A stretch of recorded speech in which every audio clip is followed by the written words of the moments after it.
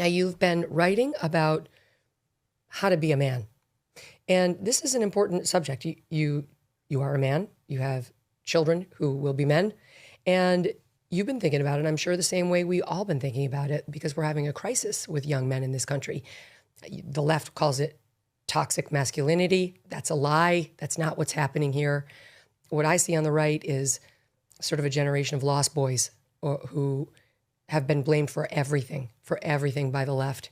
And that seeps into their K through 12 education. They hear similar when they go off to college. They don't get the jobs that they used to, but they still have the same financial pressures as being head of household and so on. And this can all lead to a depressive cycle, not to mention the influence of the iPhone, gaming, social media, and all the rest of it. So why did you begin this series over at the Free Press? I don't really consider myself, I'm not really a creature necessarily of the right or the left. I kind of roam around in my opinions, but I'm going to use some of the language that I consider is kind of the language of the left. And so much as the left for a long time has talked about, that, how marginalized groups, they need to be seen, they need representation. And I really believe that across categories. I think like children in particular, no matter who you are, like you need to have an adult in your life who you can look at and say, I want to be like that person. Or you need teachers in your lives to speak with you with intention about your identity. That's also important for just sort of, straight young boys who maybe are pretty vanilla in their interests. Like maybe they like just sports and action movies.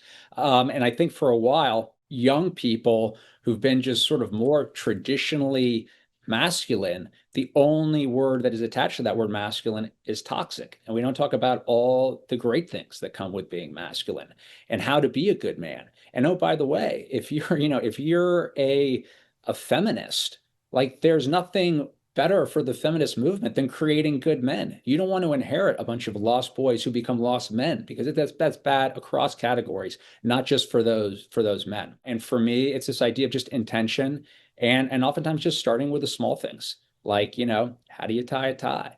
How do you introduce yourself to someone? How do you ask me why do I dress nicely? It's that same thing. It's like making little decisions about how you're going to be in this world. And those little decisions are cumulative, but we haven't been having much of a deliberate conversation with that and speaking or, seeing, to use that word, our young boys for a while. So I think the spirit of this is just to like see those young men by offering them little bits of advice. And the series is titled, A Man Should Know, because in my life, I had so many people teach me things. And at the end of giving me my lesson, they just be like, nah, a man should know how to do that. And that's all I'm saying is, hey, if you're a man, you should know how to do some of these things.